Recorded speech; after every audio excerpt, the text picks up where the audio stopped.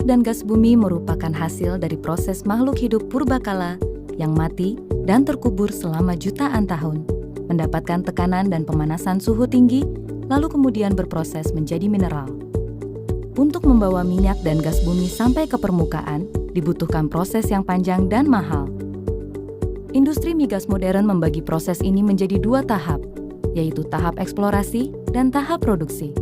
Kegiatan eksplorasi dimaksudkan untuk menemukan cadangan migas, sedangkan kegiatan produksi bertujuan untuk mengangkatnya ke permukaan. Kegiatan eksplorasi terdiri dari beberapa tahap, meliputi studi geologi, studi geofisika, survei seismik, dan pengeboran eksplorasi. Studi geologi dilakukan untuk memahami struktur dan susunan batu di lapisan bawah permukaan. Dari hasil studi ini, maka dapat diketahui area yang perlu dikaji lebih lanjut menggunakan studi geofisika. Studi geofisika bertujuan untuk mengetahui sifat fisik batuan, mulai dari permukaan hingga kedalaman beberapa kilometer di bawahnya. Proses ini berlangsung selama 6 bulan sampai dengan 1,5 tahun, tergantung dari luasan area dan kedalaman yang dituju. Metode yang paling banyak digunakan untuk mengetahui sifat fisik batuan adalah survei seismik. Melalui kegiatan seismik, keadaan di bawah tanah dapat direkonstruksi menjadi gambar 2 dimensi maupun 3 dimensi. Kegiatan seismik berlangsung selama 1 sampai dengan 4 tahun, tergantung dari lokasi dan tipe reservoirnya. Berdasarkan hasil interpretasi gambar, jika ditemukan lapisan yang berpotensi menyimpan cadangan migas, maka selanjutnya akan dilakukan kegiatan pengeboran eksplorasi. Data seismik yang akurat belum tentu menjamin terdapatnya cadangan migas. Data tersebut harus dibuktikan dengan kegiatan pengeboran.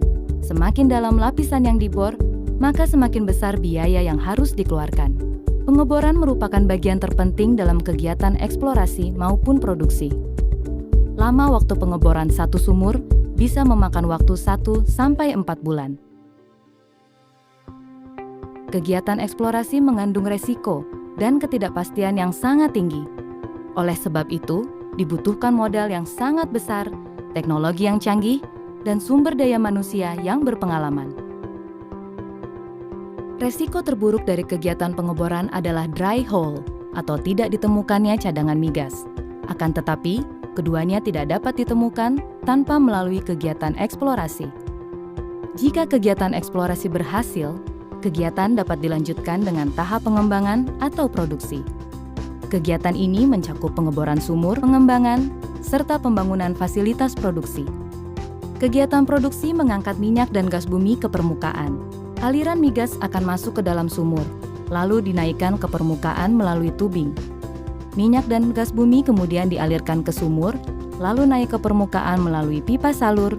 Setelah itu dialirkan lagi ke separator, yang akan memisahkan keduanya dari material yang tidak dibutuhkan, hingga akhirnya minyak dan gas bumi saling dipisahkan.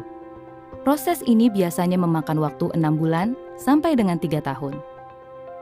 Minyak dialirkan menuju tangki pengumpul, sementara gas dialirkan melalui pipa kepada konsumen. Proses pengangkatan ini dapat memanfaatkan tekanan alami atau menggunakan metode pengangkatan buatan. Pada kontrak kerjasama yang dianut Indonesia, semua biaya yang timbul dari kegiatan eksplorasi dan produksi sepenuhnya ditanggung kontraktor dan nantinya akan dikembalikan saat lapangan sudah menghasilkan dalam bentuk hasil produksi minyak dan gas bumi. Kegiatan eksplorasi dan produksi migas memakan waktu serta proses yang sangat lama.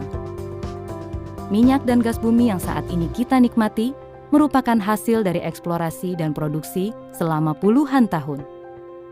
Semua ini dilakukan untuk menjamin ketersediaan minyak dan gas bumi bagi masa depan.